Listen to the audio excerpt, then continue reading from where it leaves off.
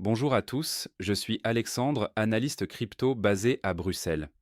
Aujourd'hui, je vais vous parler d'un document qui est passé complètement inaperçu dans les grands médias financiers. Ce document, c'est un brevet déposé par la DTCC, la plus grande infrastructure de compensation et de règlement des marchés financiers aux États-Unis. À l'intérieur de ce brevet, deux noms de réseaux blockchain apparaissent clairement, XRP et Stellar.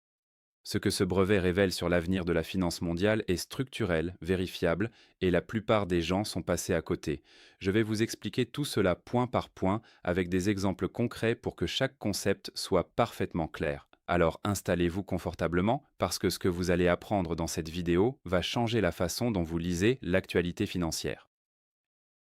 Chapitre 1. La DTCC, le géant invisible de la finance mondiale. Avant de parler du brevet, comprenons d'abord qui est la DTCC. La DTCC, c'est la Depository Trust and Clearing Corporation, en français la Société de dépôt, de confiance et de compensation. Imaginez que chaque fois que vous achetez une action en bourse, qu'un fonds de pension déplace des milliards ou qu'une banque règle une obligation, la DTCC est là, en coulisses, pour valider et finaliser cette transaction.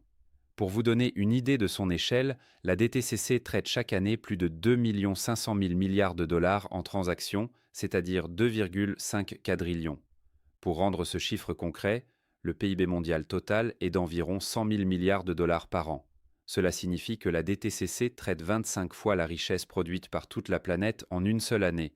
Cet acteur ne dépose pas de brevet par hasard, ni pour faire parler de lui sur les réseaux sociaux.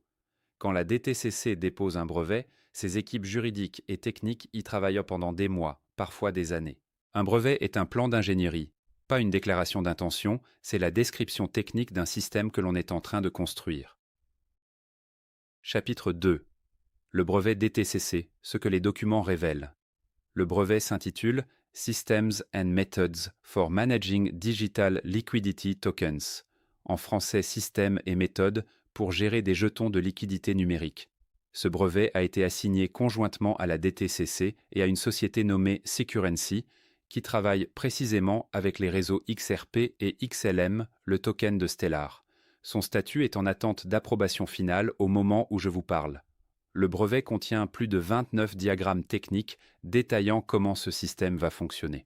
Alors, qu'est-ce que ce système est conçu pour faire concrètement? Imaginez que vous avez une action Apple dans votre compte de courtage traditionnel. Le brevet décrit un mécanisme pour convertir cette action en une représentation numérique tokenisée, c'est-à-dire un jeton sur une blockchain qui représente exactement la même propriété réelle. Ce jeton pourrait alors se déplacer sur des rails numériques entre différents réseaux financiers beaucoup plus rapidement, moins chèrement et avec moins de friction que les systèmes actuels datant des années 1970. Mais le brevet va plus loin encore avec un concept central, les Digital Liquidity Tokens, des jetons de liquidité numérique. Pour comprendre ce concept, prenons un exemple. Sur les marchés traditionnels, quand vous voulez vendre une obligation rare, vous devez trouver un acheteur. Si personne n'achète, la transaction est bloquée, c'est ce qu'on appelle un problème de liquidité. Les Digital Liquidity Tokens résolvent ce problème en créant des réserves automatiques d'actifs jumelés qui fournissent de la liquidité en permanence sans avoir besoin d'un acheteur humain de l'autre côté. Ce mécanisme existe déjà dans la finance décentralisée sous le nom d'Automated Market Maker ou AMM. Ce que la DTCC est en train de faire, c'est intégrer cette logique DeFi dans l'infrastructure financière institutionnelle mondiale. Si cette analyse vous apporte une lecture différente de l'actualité financière, abonnez-vous maintenant à la chaîne et activez la cloche pour ne rater aucune vidéo. Et laissez-moi un commentaire ci-dessous, dites-moi de quelle région vous regardez cette vidéo et posez-moi la question ou le sujet que vous aimeriez que j'aborde dans un prochain épisode. Vos retours guident directement les prochaines analyses que je prépare pour vous. Chapitre 3. Pourquoi XRP est Stellar et pas Bitcoin ou Ethereum? C'est la question que tout le monde se pose et elle est légitime. Le brevet ne mentionne pas Bitcoin, il ne mentionne pas Ethereum, il cite XRP et Stellar comme actifs de bridge, c'est-à-dire comme rails de passage entre réseaux. Pour comprendre pourquoi, il faut réfléchir à ce qu'une infrastructure financière institutionnelle exige techniquement. Premièrement, la vitesse, le XRP Ledger traite environ 1500 transactions par seconde et la finalité du règlement arrive en 3 à 5 secondes. Deuxièmement, le coût, chaque transaction sur le XRP Ledger coûte une fraction de centime. Quand vous déplacez des milliards entre institutions, même un gain marginal sur les coûts de transaction se transforme en économie de plusieurs millions de dollars. Troisièmement, l'immuabilité. David Schwartz, le directeur technique de Ripple, a récemment confirmé publiquement qu'une transaction XRP une fois validée ne peut pas être bloquée, ni annulée, ni censurée. Pour un système qui déplace des milliers de milliards entre institutions mondiales, cette propriété est non négociable. Quatrièmement, l'historique opérationnel, XRP et Stellar ont déjà des années d'utilisation réelle dans les corridors de paiement internationaux et les transferts de fonds transfrontaliers. Ce ne sont pas des technologies expérimentales, ce sont des infrastructures éprouvées en conditions réelles. Chapitre 4. Les capitaux endormis et l'opportunité systémique. Pour mesurer l'enjeu de cette transformation, regardons les chiffres des marchés concernés. Le marché des changes traite 7 500 milliards de dollars par jour, soit chaque jour davantage que le PIB annuel de l'Allemagne. Les paiements transfrontaliers représentent 150 000 milliards de dollars par an. Mais il y a un chiffre encore plus parlant. À tout moment, environ 27 000 milliards de dollars sont bloqués dans des comptes que les banques appellent Nostro et Vostro. Permettez-moi de vous expliquer ce que c'est. Quand une banque française veut envoyer des dollars à une banque japonaise, elle ne peut pas le faire directement. Elle doit prépositionner des dollars dans un compte dormant chez une banque correspondante aux États-Unis, c'est un compte Nostro. Ces 27 000 milliards de dollars ne travaillent pas, ils dorment dans des comptes de transit, uniquement pour faciliter les règlements.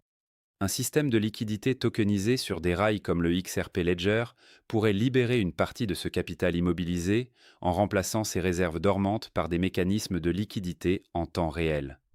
C'est l'une des propositions de valeur centrale que l'architecture du brevet DTCC est conçue pour adresser. Chapitre 5. Ce que les grands acteurs institutionnels font déjà. La DTCC n'agit pas dans le vide, elle s'inscrit dans un mouvement plus large que les grandes institutions financières ont déjà commencé. Franklin Templeton a lancé un fonds monétaire tokenisé sur une blockchain publique. BlackRock a créé le Buydel Fund, l'un des plus grands produits de trésorerie tokenisés au monde. Fidelity construit sa propre infrastructure d'actifs numériques. Ce ne sont pas des expériences en laboratoire, ce sont des produits commerciaux réels proposés par les plus grands gestionnaires d'actifs de la planète. Du côté de Ripple, l'acquisition de la société Edenred, un réseau de prime brokerage et de compensation, est une décision stratégique majeure. Un prime broker, c'est l'intermédiaire qui fournit aux grands fonds spéculatifs et aux institutions leurs services de compensation, de prêt et de financement. En acquérant Edenred, Ripple s'insère directement dans les mécaniques de gestion du capital institutionnel. Parallèlement, les données on-chain publiées par CryptoQuant montrent que les réserves de XRP sur les plateformes d'échange tendent vers des plus bas depuis plusieurs années. ARM. Quand des tokens quittent les échanges pour aller en cold storage, c'est-à-dire en stockage hors ligne sécurisé, ils ne sont pas destinés à être revendus à la prochaine hausse de prix. Ce sont des positions infrastructurelles, pas des positions de trading. Chapitre 6. Le cadre réglementaire, le dernier verrou qui s'ouvre. Pendant des années, la régulation a été le frein principal à l'adoption institutionnelle des actifs numériques. Les institutions ne déplacent pas des milliards dans des environnements où les règles juridiques sont floues. Aux États-Unis, le Digital Asset Clarity Act est en cours d'élaboration au sein du système législatif. Ce texte a pour objectif de définir clairement quels actifs numériques sont des commodities, c'est-à-dire des matières premières numériques, et lesquels sont des titres financiers soumis à une réglementation plus stricte. Une fois cette clarté juridique établie, la prime de risque réglementaire intégrée dans le prix des actifs numériques disparaît. Et quand cette prime de risque tombe, le capital qui attendait en observant se transforme quasi instantanément en capital pleinement investi. À l'échelle internationale, les signaux convergent, la Banque du Japon a conduit des expérimentations sur les règlements via des registres distribués. Le FMI a publié des documents de travail explorant les architectures de règlements multidevises numériques. La Réserve fédérale américaine a elle-même reconnu que l'infrastructure de paiement existante présente des limitations fondamentales d'efficacité. Ce ne sont pas des signaux marginaux. Ce sont les institutions fondatrices du système monétaire mondial qui reconnaissent publiquement que les rails doivent être remplacés. Conclusion. Permettez-moi de résumer ce que nous venons de voir ensemble. La DTCC, l'institution qui traite chaque année 25 fois le PIB mondial, a déposé un brevet d'architecture blockchain nommant explicitement XRP et Stellar. Ce brevet décrit un système complet de tokenisation d'actifs réels avec des mécanismes de liquidité automatisés inspirés de la finance décentralisée. XRP et Stellar apparaissent non pas comme des actifs spéculatifs, mais comme des rails d'infrastructure, des actifs de bridge conçus pour déplacer de la valeur entre réseaux financiers. Les plus grandes institutions mondiales, BlackRock, Franklin Templeton, Fidelity, ont déjà lancé des produits tokenisés réels. Le cadre réglementaire aux États-Unis et dans les grandes banques centrales mondiales évolue dans la même direction. Ce que nous observons, ce n'est pas de la spéculation, c'est la reconstruction silencieuse des rails financiers mondiaux, un layer à la fois. La finance mondiale ne se reconstruit pas en faisant du bruit, elle le fait lentement, méthodiquement, et le public ne le réalise qu'une fois que l'infrastructure est déjà en place. Nous sommes au moment où cette architecture commence à devenir visible. Merci d'avoir regardé cette vidéo jusqu'à la fin, cela représente beaucoup pour moi et pour la croissance de cette chaîne. Si cette analyse vous a apporté de la valeur, partagez-la autour de vous, avec un ami, un collègue ou dans un groupe qui s'intéresse à l'avenir de la finance. Et n'oubliez pas de laisser votre commentaire, dites-moi de quelle région du monde vous regardez cette vidéo et quel sujet vous souhaitez que j'explore dans la prochaine. Je suis Alexandre, analyste crypto depuis Bruxelles et je vous retrouve très bientôt pour la suite de cette série.